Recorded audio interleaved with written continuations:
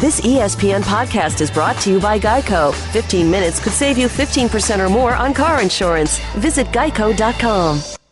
The BS Report is a free-flowing conversation that occasionally touches on mature subjects. The BS Report. The BS Report with Bill Simmons. Welcome to the BS Report. A chilly but sunny and pleasant Monday morning here in Southern California. The NFL regular season is over. Always a sad day when there's no more 16, 15, 13, whatever games on Sunday. But now we have the playoffs. My annual dream to go 11-0 against the spread in the playoffs is back on. It's never happened. A guy who has a better chance than me, a red-hot Cousin Sal, last 6 weeks on SportsCenter, 15 wins, 3 pushes, 0 losses. Sal, this is the hottest streak of your career. What happened? Did you sell your soul? What happened? I think the moral of the story is if you watch every minute of every football game for the last 20 years, you too can have a streak similar to this one. This is your best streak ever, though. But I feel like this is like a 1980s movie where the hero all of a sudden has all this success, and now you're wearing sunglasses to high school, but I hope you're not getting overconfident here. No, of course. You've been on a crazy email chain with me lambasting my agent for not for not getting behind ESPN's non-promotion of this thing. But I do feel like I'm Biff Tannen, and I need to hide the magazine. They're coming for it any minute now. So. I'd like to see how many weeks in a row you could go without a loss before ESPN realizes they should maybe promote this. It would be interesting. Like if you were undefeated for 3 years in a row, would they start making a bigger thing? Well, not to mention they cut my analysis. Whatever. I understand that there's more things to put on SportsCenter, more important than me. But they cut so. I'm basically saying I like the Chiefs. Everyone's been betting the Chargers. I like Chase Daniel and the Chiefs, and then just cuts to something else. Like, all right. I also said that the Chiefs, the Chargers are 0-5 against the AFC West against the spread in the last 5, and that they have a very thin offensive line. But I'm meant to look stupid in those cases. You picked the Panthers. I actually liked the Falcons in that game, and I realized something right as the game was starting that I'm going to remember. Mike Smith. Well, that. Yeah. If you just have 2 bad teams, and I would say anyone who's under 500 qualifies as a bad team. Right. If you're getting more than 3 points in a game, you just grab the points. Definitely. And it just doesn't matter. It's just 2 bad teams. Weird things are going to happen, and you'd rather have the points in that circumstance. So I felt like an idiot yesterday during that Atlanta game. I think the Saints screwed everyone up all year long. I think if you go by the Falcons beat the Saints in New Orleans, like, wow, that's a pretty big win. They should be able to beat anyone, let alone Carolina at home. And then the Saints beat the Steelers in Pittsburgh a few weeks ago. Oh, that means Pittsburgh's done. Like they were the screw job betting team that you should not have relied on all year. Yeah, and I feel like NBA All-Star Weekend, I did really well run night at the Harrah's Casino. It's a banner night for me, and I've been paying for it ever since with the Saints. They've screwed me up 37 different ways. I will say, though, this is now in play, and it wasn't in play a week ago, and I think they had to do it one more time, but you might have to judge this Panthers team as what we saw the last 4 or 5 weeks versus what we saw the first 3 months. Yeah. You know what I mean? Might just throw out the first 3 months and just say, all right, what did we see these last 5 weeks? Because Barnwell had a good stat in his column today. He said, I think they were 30th, like opposing QBR, they were 30th. So basically they're the 3rd worst team against quarterbacks, and it was like 25th in rating. Right. But then the last 5 weeks, they were 5th best against QBs. And that's defensively they've stepped up, and offensively that offensive line has played together after a hodgepodge mix for the last month. They've had this steady offensive line, and if you look at the stats, though, it still doesn't make sense that Cam Newton completes 10 passes and Stewart runs for has 69 total yards or whatever it was, and they dominate. But they are definitely playing better, and they're a different team. And well, go ahead. So they killed the Saints in Week 14, 41-10 in the Superdome. Right. Beat the Bucks by 2. That was an either-or game.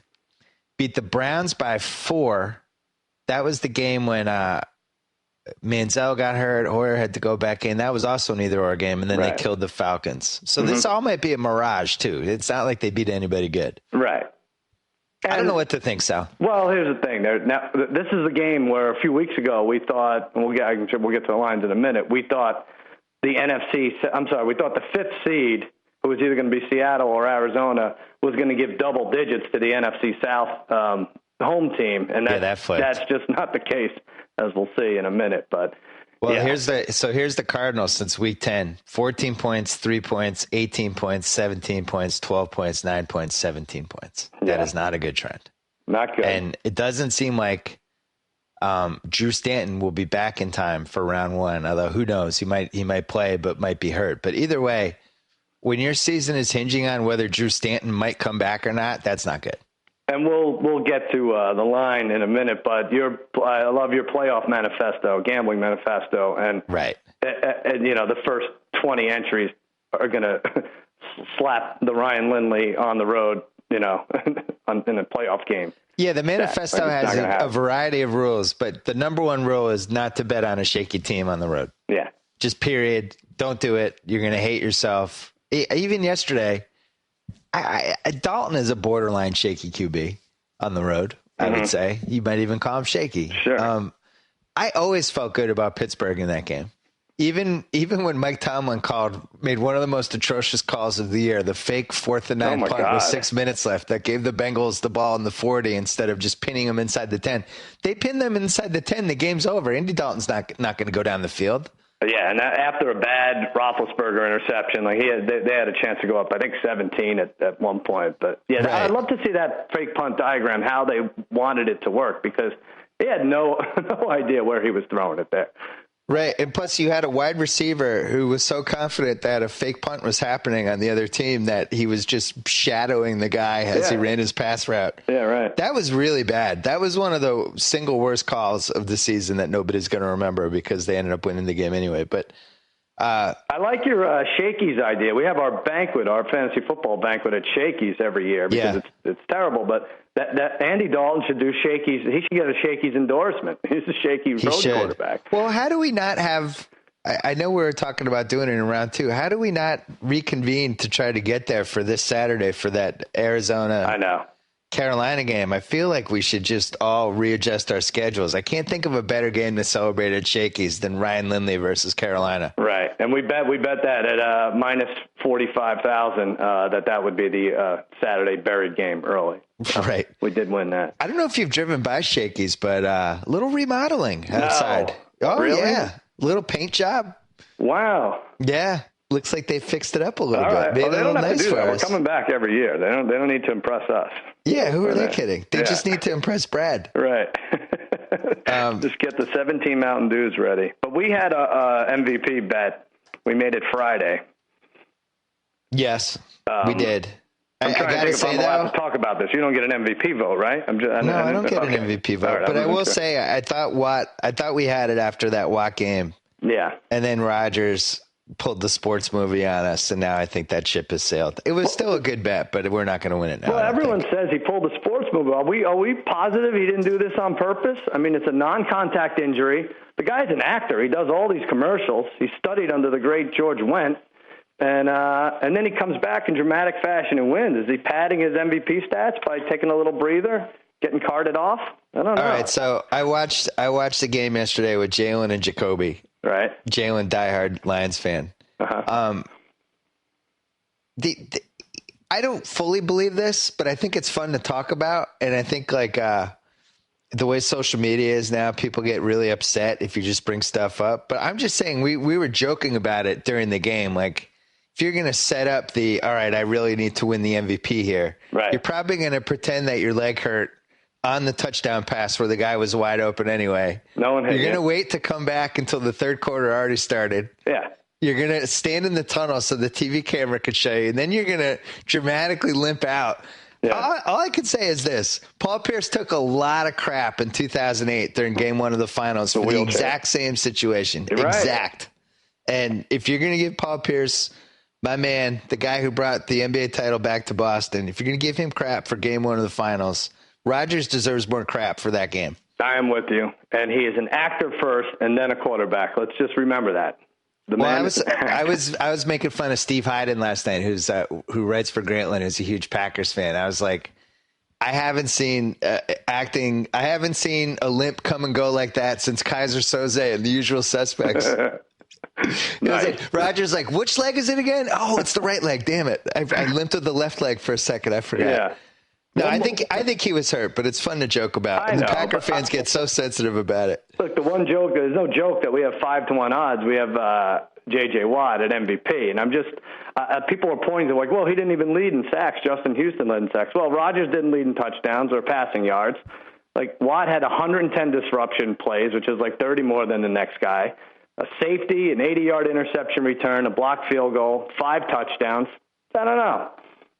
Yeah, I guess the case against them is they didn't make the playoffs. Mm-hmm. 14 of those 20.5 sacks came against the AFC South. Right, I know. His worst game was against Dallas, which they lost in OT, which in retrospect, they make the playoffs if they win that game. And what the hell are you doing? We have money on him. Why are you doing this right now? Well, because I think Rodgers, we made that bet. I called you on Friday. We talked about it. Yeah.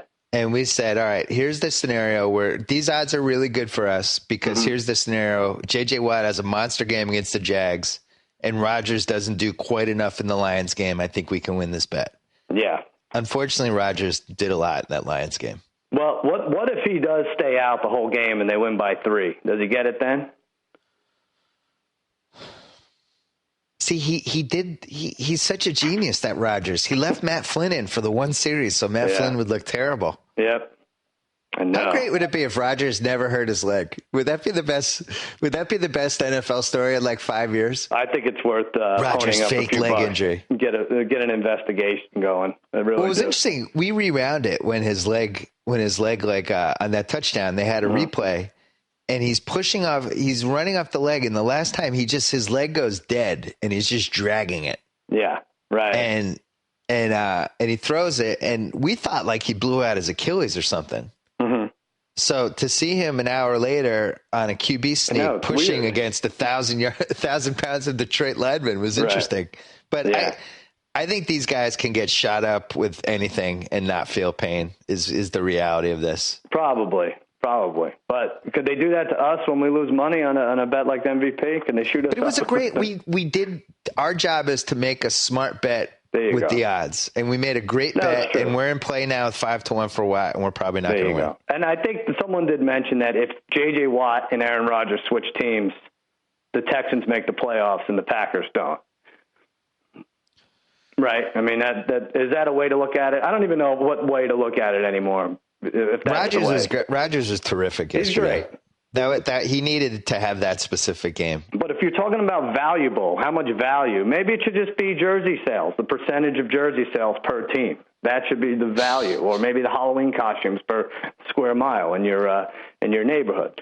One of the Packer fans emailed me and was like, when he went out, that sound that Lambeau made as he was on the cart. There's no other player in the league that gets that sound, and that's why he's the MVP. And I'm thinking, well, I think Brady gets that sound. Sure, of course. I think Peyton Manning gets that sound. Yeah, I think Romo gets that sound. I think the bottom line is quarterbacks are just more valuable than every other position. So if we're going to decide that nobody else can win the award other than a quarterback, then let's just say that. Yeah, it should be a non-quarterback MVP. That's how they should do it.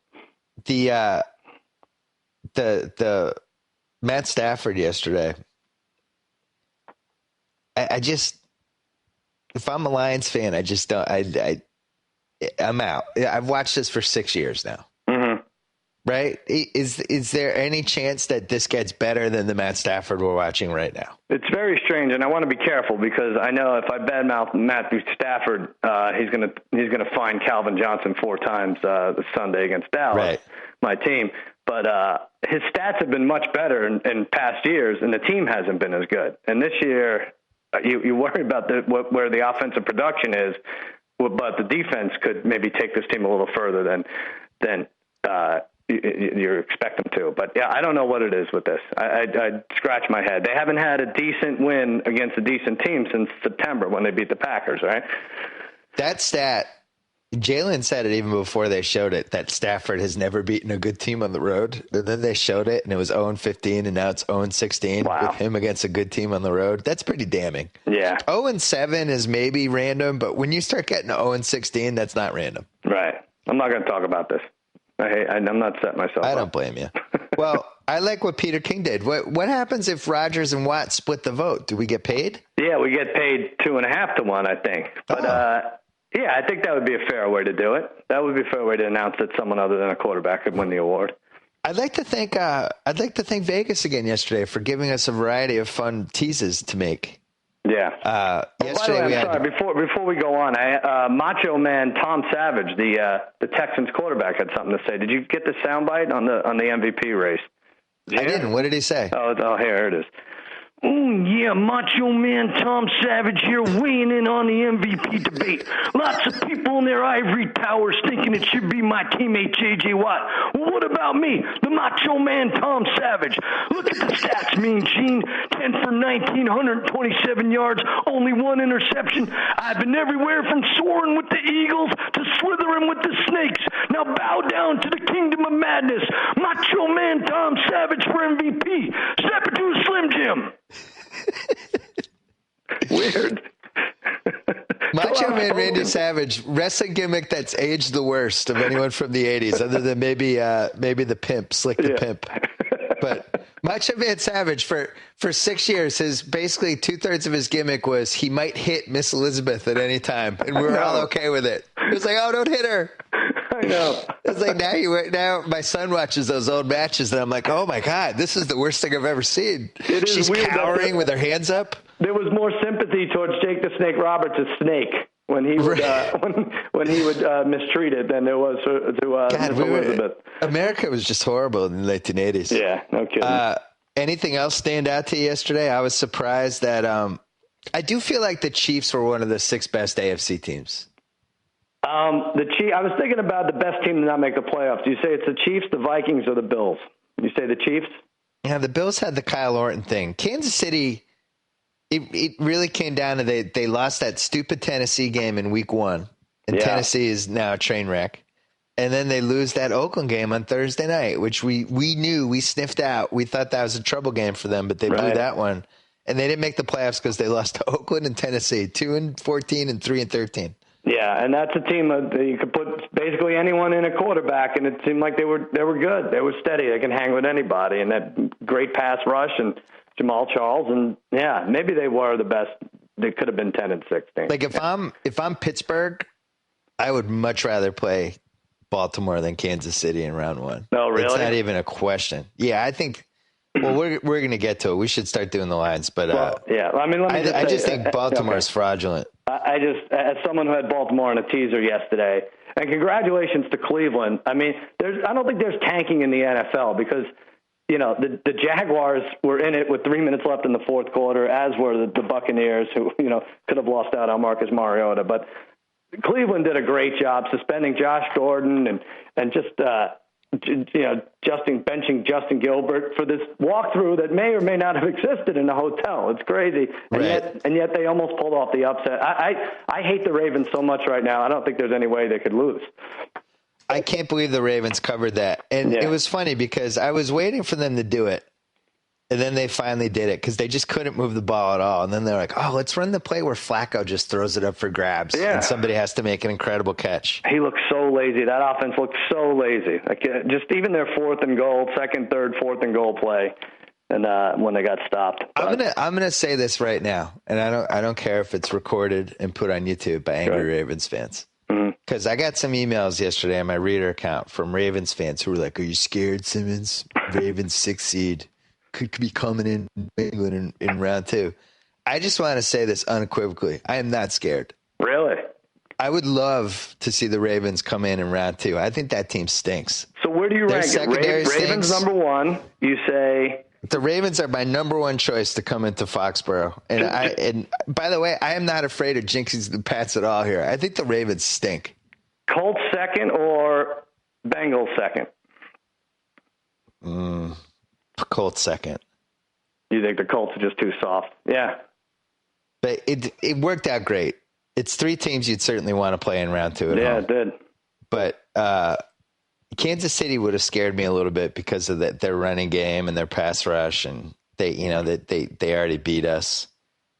The Ravens, they lost to Case Keenum, right, in kind of a must-win game. They almost lost to the Browns, who were trying to tank the game. They almost lost to Connor Shaw. Mm-hmm.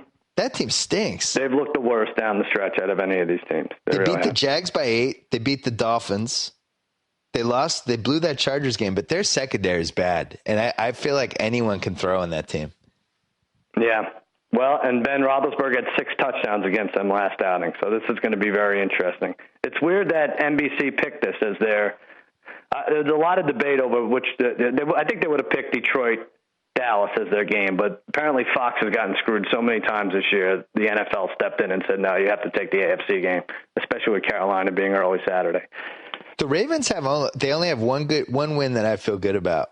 Week 2, Thursday night, they beat the Steelers. Pittsburgh, and you were all over that. We argued about that. Well, I liked the Ravens for a little while, and then I realized when they lost that Colts game in Week 5, I thought that was a red flag. But all these AFC North teams, they all got to play the NFC South. Every one of them got 4 games against the NFC South. Yeah, but they had to play each other too. They know how to play tough, like January football. I know it sounds cliche, but that's true. But they lost to the Bengals twice. Mm-hmm.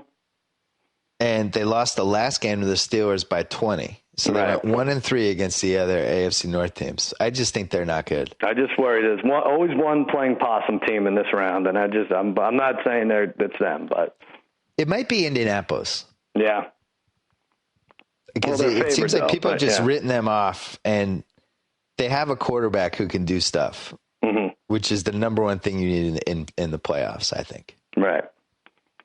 Well, let's talk about it, because I have not looked at. I sent you my lines, but I have not looked at the lines. You did. I was off, and you were off. I'll tell you that. First game, like we said, Saturday, 1:35 Eastern.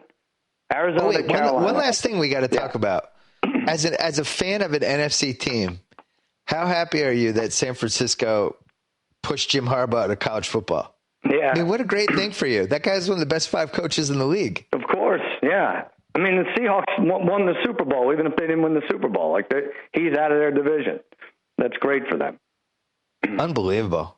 I part of me is kind of bummed out that he went back to college. I just feel like, I don't know. It'd be like if Jimmy has an 11:30 late night show, right? Mm-hmm. And then he just went back to went to TBS. Comedy.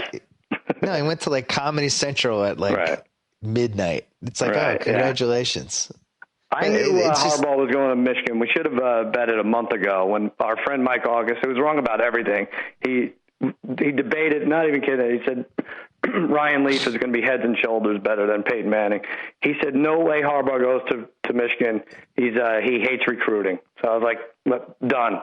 Let's nail that down. He's going. He is the bizarro of anything. Yeah. The red flag for the Harbaugh thing was when the odds on the gambling website went from 8-1 to 2-1, and then they had to take it down. When I saw that story, I knew that was over, because that was clearly inside info from somebody. Mm-hmm. Definitely. All right, Saturday, the shaky special. Can I have a pepperoni with mushroom? Mojo Potatoes, Arizona, Carolina. Now you said, what did you say it was? So I had no feel for this game at all, and I don't know if Drew Stanton's coming back. And I knew the Panthers were favored, but I don't feel good about this. I said 1.5. I'm probably wrong. Well, Vegas is betting on Ryan Lindley starting, it seems, because I said it was 3, Carolina by 3. Carolina favored by 4.5, right in the Vegas zone. Vegas zone, interesting. Yep. Wow. I just don't think you can make it less than 3, right? If it's Ryan Lindley on the road. I know they have a great defense. I made that pick thinking Stanton was playing. Yeah. But if it's Lindley, I think it has to go to 6. I just don't see how he'd put up points against the Panthers. They'd have to win like a 10-7 or 13-10 type game. Mm-hmm. Yeah. He's really bad. And I don't want to see them. Do you want to see Arizona at Seattle again? We could pass on that, right? We know how that ends. Yeah, I was thinking about it. What time is that game? That's the Saturday, 1:30 for us, 4:30 Eastern. So is that the Shakey's game or it's not? No, it's the following week, which is bad for you because the Patriots play Saturday at 1:30. Oh yeah, I'm definitely not coming to that. So give everyone my regards. But that could be a good day for the dads out there. Oh yeah, whose lovely wives feel like maybe they ignore their kids during the playoffs. That could be a good day for you to feel like a hero and be like, you know what, I'm going to skip the first playoff game for you guys. What do you want to do? That is nice. But you know what? Then when it's April and you're missing football and you said, oh, my God, why didn't I watch that Arizona-Carolina game? I could have watched that awesome 13-10 Panthers game. What did I do? Yeah. Maybe we go under here.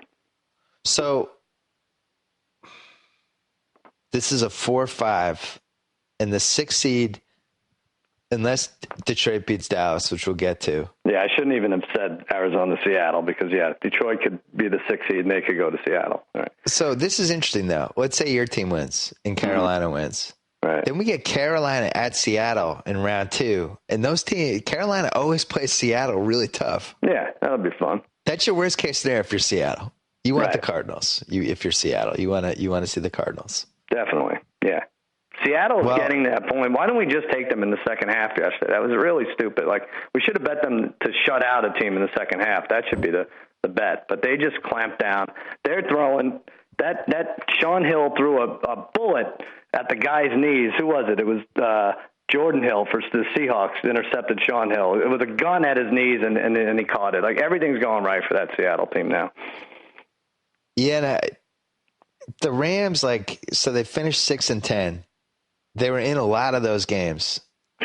Right. You know, even that Seahawks game yesterday at halftime, I thought about betting the Seahawks at halftime, but I don't know, the Seahawks weren't moving the ball. It didn't seem like a good bet. No. And you think could Bradford have been worth 4 wins? 6-10? Could they have gone 10-6 with Bradford? Yeah, maybe. Let me ask you this. This is what's weird. We haven't heard let me clear my throat once and for all here. Hold on. Okay. Oh, Jeez. That's great. I mean, it would have been another 40 minutes of that. But we haven't heard the phrase quarterback controversy in a while. Isn't it like this time last year, the year before, there's 3 quarterback controversies? Is there even one? In the playoffs, you mean? No, any team. There are teams like the Case Keenum, Tom Sat. Neither one of those guys is the answer. But that's not a quarterback controversy. I think the Browns have something of a controversy. I think they're just going to move on. I think they just need to move on.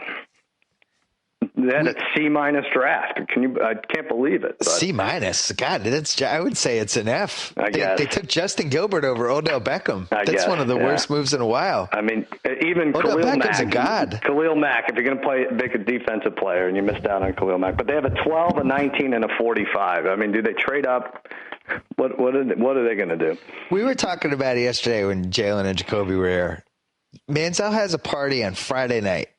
You couldn't have waited till Monday night for the party. What? I always defend these people who are under 24 because I certainly made my own share of mistakes, 24 and under, and I'm sympathetic. Mm-hmm. But that's just stupid. What are you doing? What are you having a Friday night party for? The season's not over, you moron. That's how he prepares for the sidelines. He's a moron. I'm out on Johnny football. Well, that guy's a jackass. I think the Browns.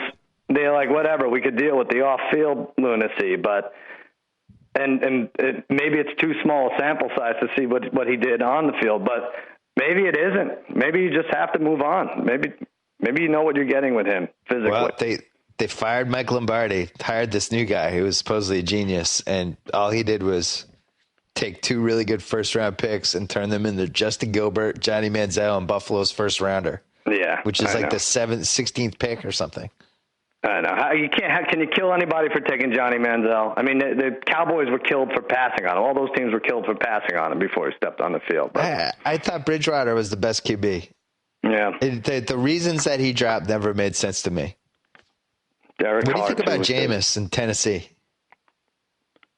That's where he's going. I think that we're going to have to learn a lot about him between now and April. See if he even falls to the second round. If Tampa even thinks about taking in rather than Mariota, everyone should be fired on that team. Yeah. They shouldn't even work out anyone else. Just take the guy everyone knows you should take. No question. But then Jameis at number 2 is pretty fascinating. He's never lost in college. I didn't realize he was undefeated. I know. We'll see. All right, let's keep going. Everyone will be against him after January 1st. We'll see. Well, hold on. Last question on the Panthers. Where does that line end up? Well, are you saying if Lindley's quarterback? Let's say Lindley's in. Lindley's your QB. I think 5.5. What'd you say, 6? I think it gets to 6, and I think we tease the Panthers and the Cowboys for a lot of money, and then we lose because the Cowboys screwed us over. All right. And I also think you should make the Cowboys your best bet on SportsCenter. I think go for the perfect storm of just getting kicked in the nuts. Do you know I haven't taken him all year on SportsCenter? So Smart. This will be it. It's a great move. You have enough at stake considering your middle child has Romo's name as his middle name. I think you have enough in play already. I have the papers to change it any second now. Carolina, by the way, that Cowboys game was more difficult to watch than even one that mattered. I couldn't believe they were keeping everyone in, and it was obvious Jason Garrett wanted to score 34 points by halftime. I thought then to sit everybody, but nope, third quarter everyone was out there. They carted off. What were they going for? What records? Anything? Like DeMarco Murray's Cowboys rushing record? Yeah, he was going for Smith's record. Bryant had the receiving record, 16 touchdowns, And so Romo, stupid. I guess, is the outside chance at MVP, and the linebacker made a great play. He might have still been in the running, but he just missed a perfect December. You should have done what the Patriots did, just revolve the whole offense around Brian Timms. Yeah. That would have been good. That looked all right, good. I say that line goes to 6, and I say I'm going to talk you into a Panthers-Cowboys tease. What would it have to be for you to take Arizona? 8? With Ryan Lindley? Yeah. Yeah, we'd have to go over 7.5. So then they need to make that 7 at least. I still wouldn't. Then I would just not bet it. Yeah. Right. Yeah, that's a bad one. All right, Baltimore-Pittsburgh. That's a Saturday night game. I put this in the Vegas zone. I said 4.5, but I forgot that Le'Veon Bell might not play, so I'm probably off. Le'Veon Bell might not play. A lot of people say he will play. I said 4.5 also. Only 3. 3? Scary. Too scary. Well, I love the Steelers. I don't care if Bell plays or not. They beat them. They'll be able to throw on that Ravens team all game. 2 months ago, they beat them 43-23. I know.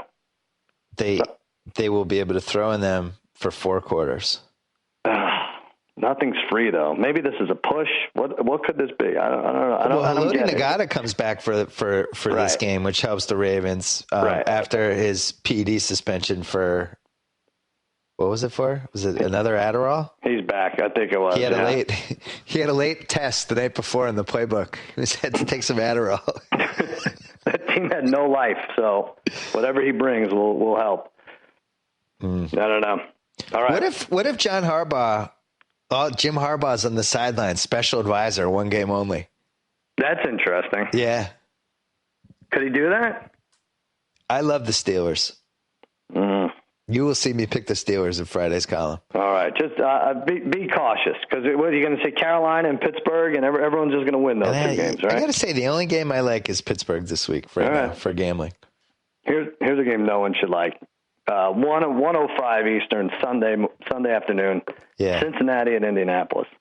I think this is the worst batch of round 1 games we've ever had. Yeah, it's pretty bad. I have to really go back and look, but I'm not excited for any of these games. Buffalo or Pittsburgh would have been fun, and I don't know. What do you do with the NFC? I guess, New Orleans is a better sell, but they stunk. Well, what about poor A.J. Green? Yeah. Last week, Dalton almost kills him. Mm-hmm.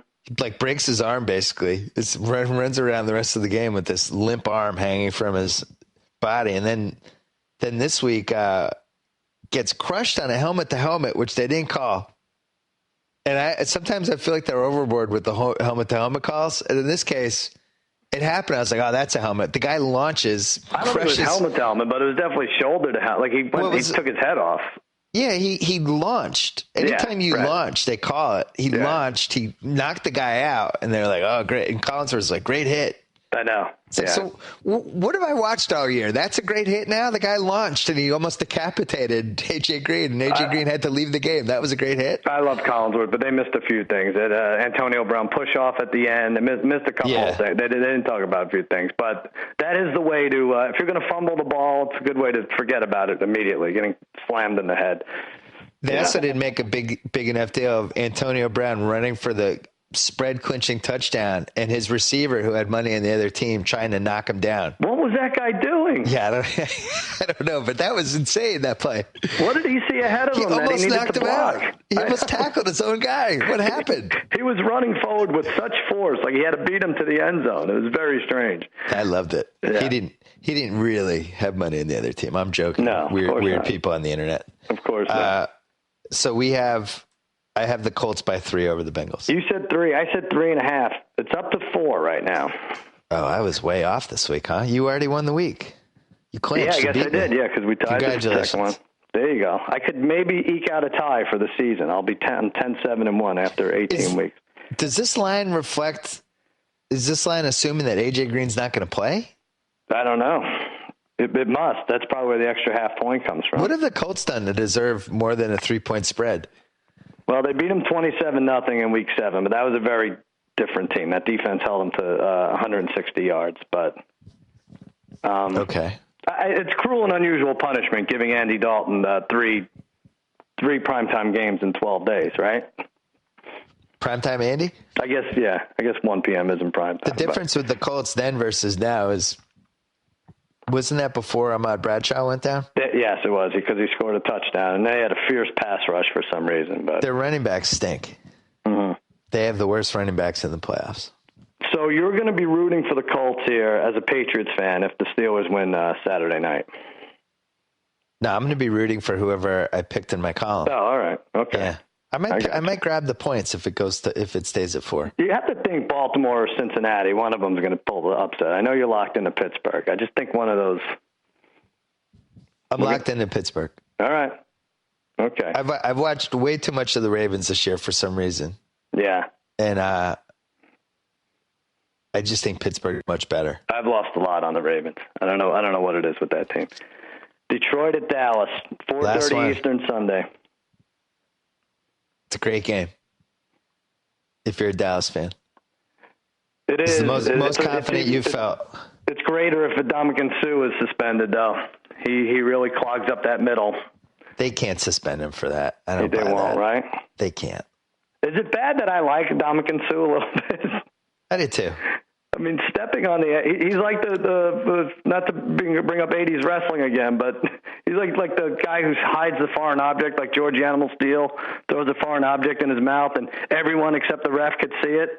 Right. He's stepping on this guy's ankle for 15 seconds. I like what Troy Aikman's like. Classic Troy Aikman, yet again, the master of the obvious. Troy Aikman goes, when you step on something on the field, you know you stepped on something on the field. So thanks, Troy. Yet again, you've done it. You've solved yet another mystery. Well, it's better than Mike Pereira, who says, no, that wasn't on purpose. I don't think that was on purpose. Like, all right, Mike Pereira, you know the rules, but you're not in this maniac's head. He's basically camped out on the man's ankle.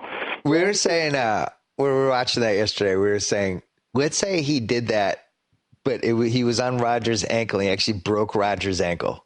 Mm-hmm. Is there a more reviled player by a fan base in recent sports history? Oh, interesting. Than Sue if he broke Rodgers' ankle on that play by the Packers fans. Like he probably has to live he fears for his life for 6 months, I think. Right. If Pollard and Brady was like a 7 on that scale, 1 to 10, Ndamukong Suh is a 20. Yeah, I mean, there's been hockey people who have gotten that kind of hatred, but I can't remember a football player. Mm-hmm. I have the Cowboys favored by 6 against the Lions. Yeah, I said 5.5, so you'll win this one. It's currently 7, and I like that it's 7. It's so teasable. Yeah. What do we tease it with? Alabama? What are we doing? Oh, give us your pick for that since you're red hot. Well, I'll wait till next week. We have Oh, I know. I can't wait till next week. When are the games? I'm not going to say anything because there's an outside chance if our agent, Baby Doll Dixon, can get something done, I might be giving a pick on the Rose Bowl. So when is the Rose Bowl? Pre-game. It's January 1st. Was that Wednesday? Thursday? Oh. Yeah. So. Oh, okay. Kirk Herbstreit had said he wants me to come on when I was kind of on fire, and now we'll see. Now you're officially on fire. I'm an impossible prick to deal with right now, as you know from these email chains. You're 15-0-3 in the last 6 weeks. 33,000 to 1 odds if you had to parlay that. I remember when Coward got hot on his radio show. Yeah. ESPN treated it like it was the biggest thing that was ever happening. Yeah, he had a couple of losses in there, right? Yeah. I will say this. I'm not going to complain. I'm happy the Cowboys are in the playoffs, but 12-win team doesn't have a bye, potentially up against, the toughest venues in sports at Green Bay and at Seattle coming up if they're lucky enough to get past Detroit. But I'm not complaining. Well, we're about to have Mike Sando from ESPN.com on the podcast following you, and he had a really interesting Cowboy stat about teams that were in the 90 percentile offense but 20 percentile defense, how they fared the last 5 years. It's not good. You're not don't have him on. No, we don't need that. You're not going to be happy. No one needs to hear that. We want to get information instead of baseless character attacks, which we've done for the whole thing, like Aaron Rodgers, who was just accused of being an actor. I don't think he did it. My only point is, if Paul Pierce is going to still take crap, if I'm still going to take crap from Laker fans for the 2008 finals, then Rodgers deserves more crap. I just thought it was weird that they lowered the cart down from the scoreboard. Get carted off. They kind of knew it was going to happen. How is that not the Paul Pierce situation? He got carted off. That was what happened to Paul Pierce. Yeah, exactly. Hold on, Aaron. Stretch it in the tunnel. There's a camera there. Stretch in the tunnel during this Matt Flynn drive and then walk out. J.J. Watt needed to be a little smarter for us. He needed to rent a helicopter or a crane to lift him out of the stadium and then come back in. I love it. I think Aaron Rodgers is a genius. He's great. I do think he was hurt. I don't think he was hurt. These guys don't. And I mean that in the least Baylissian way possible. Right. I don't think you can intentionally remember to make your leg go dead like that. No. I've had calf problems when I was trying to play basketball while also doing Pilates. Mm-hmm. Go ahead, make fun of me. Pilates? What is that? Pilates. Oh, my God. The Pilates was stretching me out too much, so my calf kept popping when I would play basketball. Uh-huh. And when it happens, you feel like your whole leg exploded. I'd love to know how they got him back on the field in an hour. You really do. You lose all control of your leg. You can't even put weight on it. Well, I know we had money on you for MVP that year, and we blew it. I remember that. But no, they should be able to tell you what they're shooting these guys up with, right? No, they usually do. They say they got a shot of whatever. All right, the Cuz, you got nothing to plug other than SportsCenter this Friday. I guess, maybe. ESPN this week, Friday, 15-0-3 the last 6 weeks against the spread. What do I do? Yeah. Do I give out 2 picks or 3 picks? I'm not going to sweep the board with these playoff games. I think you do 1 or 2 picks and you do some sort of teaser. All right. That's what I'll do. All right, Cuz. Happy New Year. Thanks, buddy. Congrats on all your gambling success. It's been a pleasure to watch from afar. I'll talk to you soon. Good job by you. Good job by you. All right. All right, as promised from ESPN.com, Mike Sando, who has had a really entertaining column this year. I always find some sort of tidbit, especially in the Monday columns. Yesterday, or I should say today, had a really good stat about the Cowboys. Explain the concept of 90-20 teams to us. Yeah, I love the expected points metric. I hate the fact that you have to spend 2 paragraphs explaining it. That's the way often these advanced stats are. But, if you look at the play yesterday, I'll give you an example just to quickly explain it. You look at the play in that Seahawks-Ram game. I was at that game. Remember when Earl Thomas forced that fumble at the 1-yard line, creating a touchback, right? Yeah. So in the traditional stat book, the Rams would be credited with a gain for the 1. You wouldn't really know the context of the play. But because the play Earl Thomas made dramatically changed the expectation for scoring, the expected points metric would see that as a great play for Seattle, and it would show up in how much the Seahawks or Rams were less likely to score after that play. So I love looking at that on a play-by-play basis throughout the season. So my column for, I believe, Wednesday is going to expand on this idea of the Cowboys, because we see these teams, we know what they're ranked, we know what their record is, but every team is sort of a combination of its offense and defense. You rarely are great on both. You're usually some sort of combination of great on offense, bad defense, or, vice versa. So I really wanted to see what every team compared to, and the Cowboys are such a fascinating team because if you use that expected points metric to grade the teams, you would see that they're in the 95th percentile for the 288 offenses since 2006. Think of it that way. They're in the 95th percentile. But their defense, out of the 288 defenses, is only in the 27th percentile. It's actually getting better. But that would make them, in my eyes, a 90s 20s team. 90s on offense, 90th percentile to up to 100, and then 20s on defense, 20 to 29. So when I started looking at other teams that kind of fit the general profile, you do see a range of teams that are interesting, like Denver last season was one of them. And then I was just interested, okay, when those teams lose, who beats them? And it was really, teams with really good defenses that can match up with that offense. And, Detroit is an interesting team for me with Dallas in the first round. I actually think that I like Dallas in the game. But, to get to the Super Bowl, Dallas is going to have to probably get past a pretty good defense in Detroit and a potentially great one in Seattle. And I think those are the types of teams that, will stop them in the end. So you had, as comparisons to this Cowboys team, you had the 2011 Green Bay Packers, who ended up losing to the Giants at home. You had the Broncos last year, who lost to Seattle in the Super Bowl. You had the Saints in 2011, who lost that crazy game to the Niners. You had the 2010 Colts, who I think lost to Rex Ryan and the Jets. And all four of those teams lost to the same type of team, a physical defense. Yeah. I guess the San Francisco, at least that game was a little bit of high scoring, but it made me think, that makes me think the Seattle matchup is terrible for them. If that's your history. It is, but here's something I need to parse out further than that is, not every great offensive team's the same. A lot of those ones we're talking about were slinging around the field passing teams, right? Yeah. I mean, Peyton Manning, Drew Brees, those teams had some flaws offensively. The thing I like about Dallas is the offensive line matches up with people. When I also like to look at okay, how do you do when you play the actually good teams? We always look at this team's 15-1 or 12-4, but who do you play? I mean, look at the AFC North this year. Played crap teams from the South Division. As you know, following the Patriots, that was one of my other notes. The AFC, when they went 11-5 with Matt Castle, the top three teams in the AFC East were 20-4 against bad divisions. The Western divisions that year. So when I look at Dallas, I say, who are the good defenses they've played? And there's not many. When you look through it, I would say, the Rams and the Seahawks were two good defenses they played. But when they played the Rams, it was in the first half of the year when Greg Williams was doing all these wild three-man lines, overload blitzes, and not making great use of their personnel, which is just four guys line up and go. Yeah. And then they played Seattle, and they played Seattle when Cam Chancellor was very diminished and Bobby Wagner was out.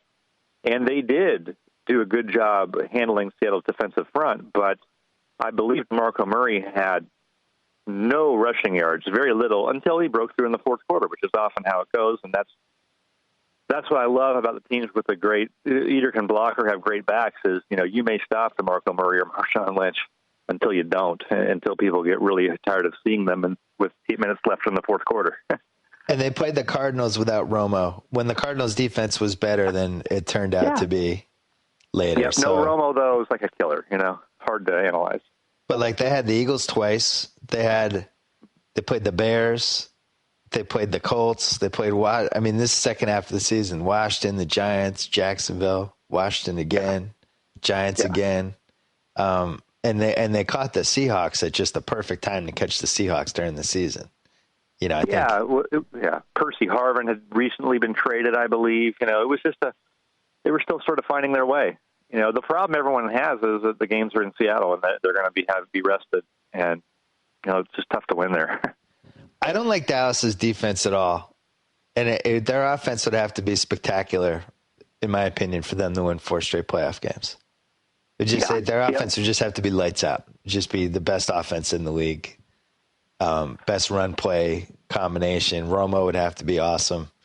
They wouldn't have to have, stay away from all the special team stuff. Like, there is a recipe where it could happen, but I just think going into Seattle would be really tough for them. I agree. I would like them, they had a good enough season in some years to get a bye.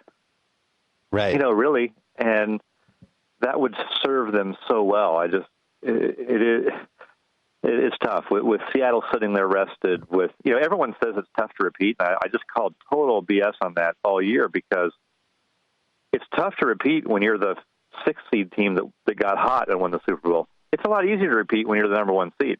Right. And so Seattle's only the 3rd number 1 seed since divisional realignment to win the Super Bowl.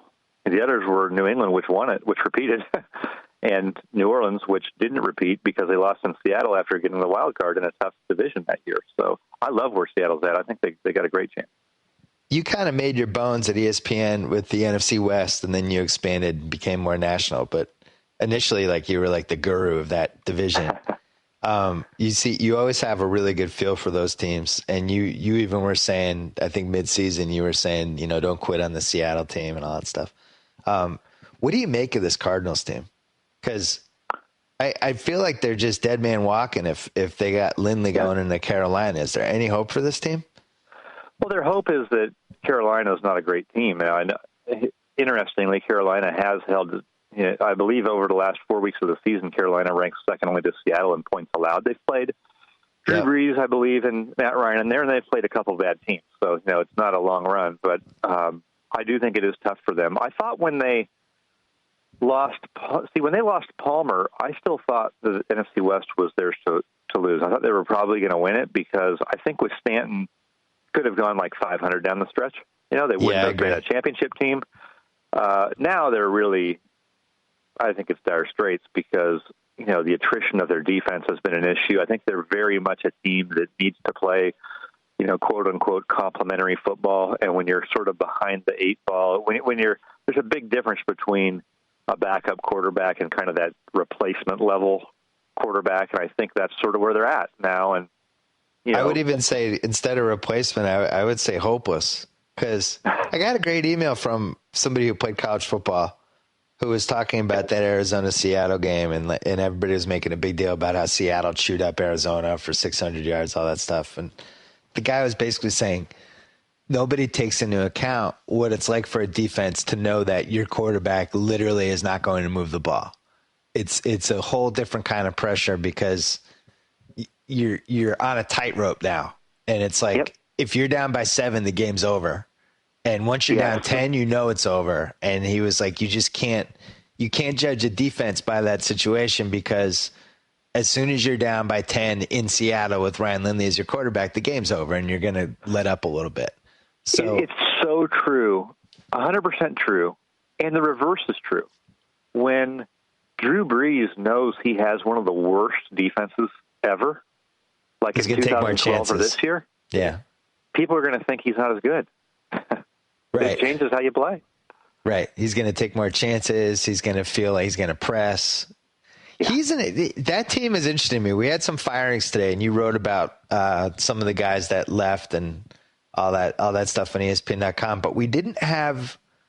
Usually, every year we have, I guess, like the monkey wrench firing that nobody saw coming, or the monkey wrench guy leaving. Everyone knew Harbaugh was leaving, but part of me was thinking, would it be that amazing if Sean Payton and the Saints parted ways? I would be pretty surprised by it, because of the level of support that Tom Benson has had, not only for not only for Sean Payton, but for Mickey Loomis. I mean, those guys have been bulletproof, almost like Benson's been defiantly protective of them, So here's what I think about that, though, is like, I think Sean Payton's a great offensive coach, and I think he's a great head coach on balance. But, you're the coach of the whole team. And when you're continually running defensive coordinators through and you don't fix that side of the ball, I think that's been a somewhat fair criticism of Mike McCarthy, too. At the end of the day, after 5 years or 6 or 7 years, if you don't have that side of the ball squared away and it's horrible, that's on you as the head coach too. And I believe that in New Orleans, that there's no excuse for just being absolutely horrible. At one point, remember what I was telling you about the 288 defenses? They were like 288 part of the year. Wow. I mean, it's just like historically bad. Yeah, Peyton gets a lot of mileage from that Super Bowl, and he should. It's hard to win the Super Bowl.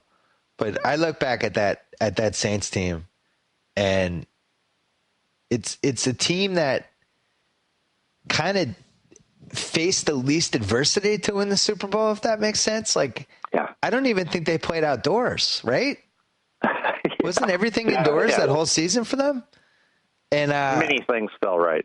Yeah. I think they built a team that at its peak was a really, really, really, really good offensive team that protected home, and they got to play in 2010 or 2009. Sorry, they got to play all the playoff games indoors, which was great for them. You would never say they had like an awesome defense. No. An interesting dynamic, kind of a spinoff of that, just something to consider is, I know the Super Bowl is only one game, and it's hard to just use whether or not teams have won it as this ultimate barometer of everything. But, how many of the sort of veteran, older, paid quarterbacks win Super Bowls?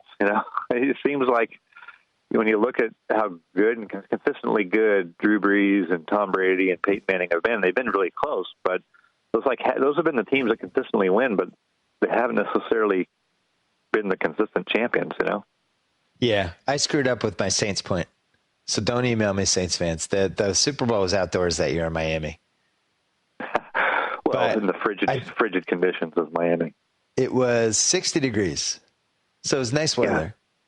Yeah. But yeah, they killed Kurt Warner in Arizona in round one, and then had that crazy Vikings game that I'm still not sure how the Vikings didn't win that game. Yes. So you look at Carolina, you feel like Carolina is a little fraudulent, it sounds like, and you should, because they really didn't do anything until the last 4 weeks. And usually when you have two bad teams in any game and you're getting that many points, you have to at least consider it. I do like Carolina, though, but it's really hard to stomach the thought of Lindley. Is there an AFC? So you got Indy at 3, you have Cincy at 6, you have Indy at 4, Cincy at 5, Pittsburgh at 3, and Baltimore at 6. Yeah. Do you like any of those teams other than Pittsburgh? Yeah, Baltimore, remember we were talking about the Cowboys and are you an 80s, 20s team or whatever? Baltimore has been very intriguing, and I almost did a note that broke out that sort of concept on Baltimore a couple of weeks ago, because at one point, for much of this season, they were a 90s offense. You would never think that, right? I mean, you're like, what? I mean, Baltimore, and they haven't played. They've benefited from playing NFC South, so grain of salt. But they have been a sort of team that intrigues me because Joe Flacco can lose the game at any time and play like one of the 5 worst quarterbacks at any time. So it's hard to bank on him. He's almost never had a run as good as their 4 games in the playoffs, but they have real components of a team that, I think could beat an imperfect AFC opponent to get to the Super Bowl, because Joe Flacco on his best days can be as good as anybody.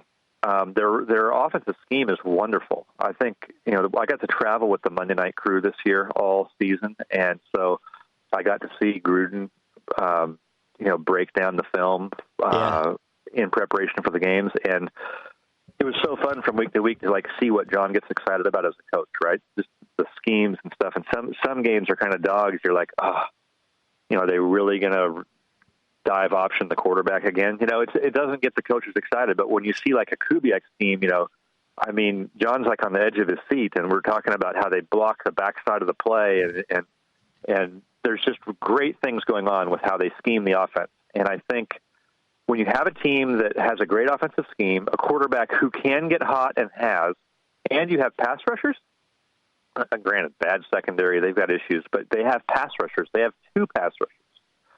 So to me, that's the type of team that, you're a little wary of in the playoffs. I'm so glad you think that, because it's really important. I love when I feel strongly about a playoff game that there's a good case for the other side. Otherwise, it makes me nervous. And there's a good case for the Ravens in Pittsburgh. I think their secondary is atrocious. Yeah.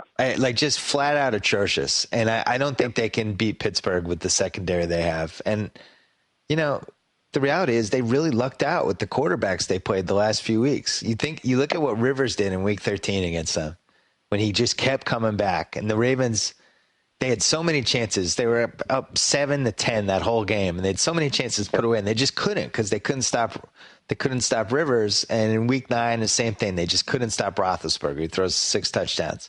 But then the last 4 weeks, they go Tannehill, Bortles, Case Keenum, Connor Shaw, you know? And I think it hides some real warts, because we never really saw the right quarterback light them up that last month, especially when they didn't have Nagata. Because, you know, at that point it was like a free-for-all against their defense, but we didn't really see it because of who they played. So I feel strongly that they're going to get waxed in Pittsburgh.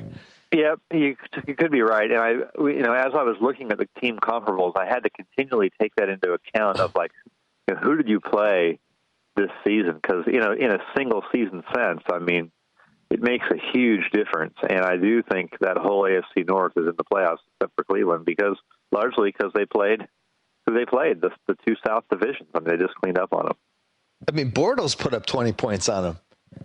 And you had a great thing in your comp today about the worst full season QBRs since 2006, and Bortles was in there with Braden Whedon and Jimmy Clausen. It was an immortal list.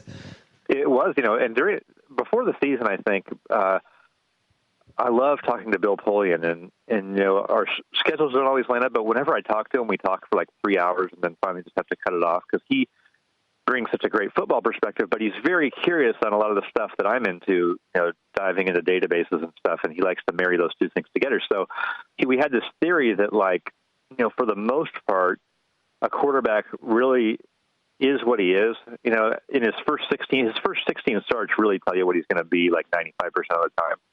So I put together a list. It had to be 30 or 40 quarterbacks.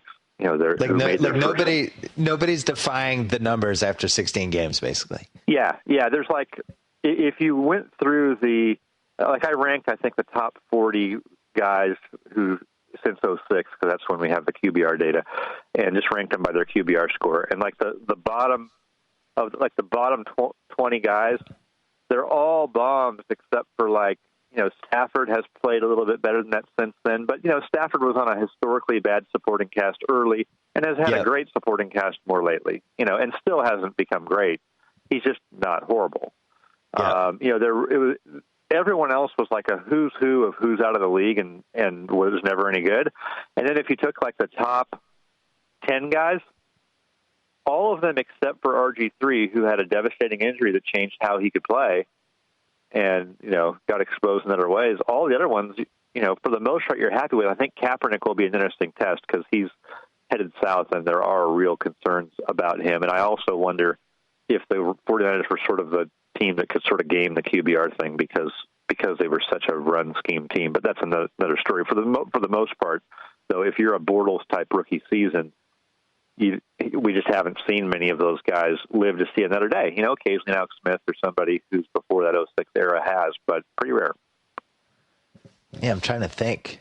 So you're right. By 20 games, you kind of know. It's like being on a few dates with somebody. You kind of know if the chemistry's there or not. With QBs, you kind of know if they have it or they don't. You do, but you still want to fool yourself for multiple years. Like I was at the Rams game. They're probably going to bring Bradford back next year. You know, it's right. Like, how many years? You know, you're just going to go down swinging with the guy a lot of times. Well, and physically, he's not really he's not going to be the same anymore either. Seahawks. One last thing about what you said about how the Niners could kind of game the system with QBR. I think that's funny because, like, PER in basketball, which I think is useful. I think people rely on it too much. I like looking at it. Sometimes it's helpful, but you can game the system if you're a power forward or a center who shoots a high field goal percentage, doesn't take a lot of shots, gets rebounds. All of a sudden you're looking great in PR. And it's funny that a quarterback look better than maybe he is in QBR. Seahawks Patriots plus 180 as a Super Bowl matchup right now. Tell me why I wouldn't put my mortgage on this. Well, the memory of the Super Bowl last year is fresh, and I think some things apply. I think Seattle can overwhelm you with their defense, and that is hard for any quarterback to deal with. And when you look at the Patriots, there's no one scared of anyone on the outside as a receiver, right? Richard Sherman is not sitting there going, God. Oh, I'm not talking about the matchup. I'm talking about, tell me why that's not the Super Bowl. Oh, it is. It is the matchup. Who's screwing that up? Well, yeah, and I'm going to have to use this note every week because it never happens. But that was my preseason pick, and I feel like it's destined. I don't trust Denver. I think Seattle was home field. I love the way these teams have been managed this season. I loved shutting down Gronkowski, and just don't mess with it. Don't fool yourself. Just be smart about it. Be honest about what you're doing. And I do believe that's the game. And then I started to talk about the game because it is fascinating to me, but it's similar to last year, I would say. It's a little similar. The Pats have a much better secondary than Denver did last year, but I do think plus 180 seems generous. It seems like those should be – it's the most likely Super Bowl by far. But I think the Steelers could absolutely come into New England and beat them. I wrote that last week. It's a bad matchup for New England in a variety of ways. Now, if Bell's hurt, then, I'd have to reconsider that. But Seahawks-Steelers is 12-1. And what I want to figure out pretty good on odds. Pittsburgh – here's what I want to figure out on Pittsburgh. Because, their defense was a train wreck a lot of the season. But in the back of my mind, I've kind of thought, the way the league is now with teams going with young players and fewer practices, all those things coaches complain about, does a team with a complex blitz package like Pittsburgh, does it just take a long time for them to hit it and be able to play the way their coach needs them to play to be effective? And so I'd really like to study the second half of the season, or are there good reasons to really trust Pittsburgh's defense? More because it was really bad early in the season and made you worry. So that's a team on defense I'm interested in sort of figuring out, and a little bit to some degree Carolina, although I'm more skeptical probably there. Yeah, but what's interesting about Carolina? Let's say they win this week, and let's say Dallas beats Detroit, which I think are two very likely scenarios. Yeah. So now Carolina goes into Seattle. For whatever reason, they play Seattle really well. Like if I'm Seattle, that's the game I don't want. Like crap. Yeah, I feel different about it in Seattle. They've played them. I believe they've played them every time recently in Carolina, right? Yes. Yeah. There's still something to, if you've played a team well, no matter where it is, you feel good about the game. You feel good about, Carolina will go into that game being like, look, we've played these guys. We should have beaten them last year. A couple breaks didn't go our way. We played them really tough this year. Let's go in and beat these guys. Whereas Detroit's thinking, we're screwed. If you look at Carolina, if you were to take Cam Newton's 5 lowest passing yardage games of his career, I bet you 3 of them are against Seattle. It would just be interesting to look at. Well, you should do that. That's the kind of thing you do in your column. I will. I'll look at it. That one, I just think in Seattle, I just having a feel. I just feel like I feel like they'll win by double digits going away. Give me a semi-long shot Super Bowl pick. Well, so it sounds like you like the Ravens a little bit. Ravens 40-1. Yeah, Ravens would be definite long shot pick.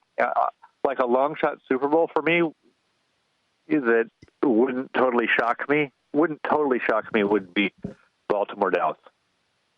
Baltimore Dallas. Let's see what the odds are for that.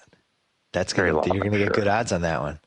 Wow, I have to really go down the website. Oh, yeah, 95-1.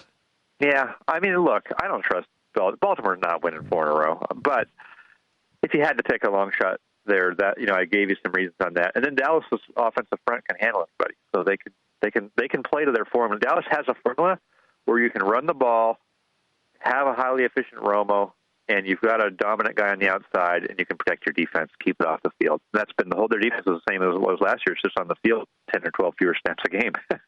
Right. So it sounds like you think Seattle's pretty invincible, but if any team's going to go in there in the NFC and beat them, you like Dallas over Green Bay for those chances. I kind of do. I think they could run the ball. On their best day. On their best day, they can play the game on their terms. I don't think Green Bay can play on it on the terms it wants in Seattle as well. All right, Mike Sando. I kept you longer than I said I would, but thanks for everything this season. Very informative column. I really enjoyed reading it. Look forward to reading you in the playoffs. Thank you, Bill. We'll see you down the road. All right, take care. That's it for the BS Report in 2014. I wanted to thank my man Joe Fuentes, a.k.a. Podcast Joe. He's going to open a restaurant of it's going to be a burger joint called Podcast Joe. He's going to open a chain around the country. So look forward to that in malls around America. Thanks to Sal and House and Jacko and all the regulars who come on, except for Mike Lombardi, who doesn't come on anymore because he works for the Patriots. And Steve Kerr, who doesn't come on anymore because he works for Golden State. And thanks to Jacoby. And thanks to everybody at Grantland. It was a great year. If you want to hear more football this week, I think Barnwell and Mays might be recording one more podcast. But check out their podcast anyway because it's been really good this year. And check out my column, which is coming on Friday. Playoff picks, round 1. I kind of gave away one of them. I'm not sure where I'm going with the other 3. I'm very glad that 2014 is over. I'm looking forward to 2015. Take care. Enjoy the holiday. And we will see you next Monday on the BS Report.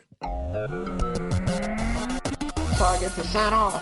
Whoa. Thank you for downloading the BS Report with Bill Simmons. Too much fun. Check out more podcasts at the iTunes Music Store or at Podcenter at ESPNradio.com. Peace out. Gotta say, Gola, great call on grabbing Subway for lunch and getting guacamole on our subs. Told you this new guac really amps up the flavor. Yep, something adding up things can be great. Guacamole on your sub, a new co-host to replace you. What was that? Oh, no, nothing. Subway now has deliciously rich new guacamole made from ripe Hass avocados with just a hint of garlic, onion, and jalapeno. Discover how new guacamole turns up the flavor on any of your freshly made favorites. Subway, eat fresh.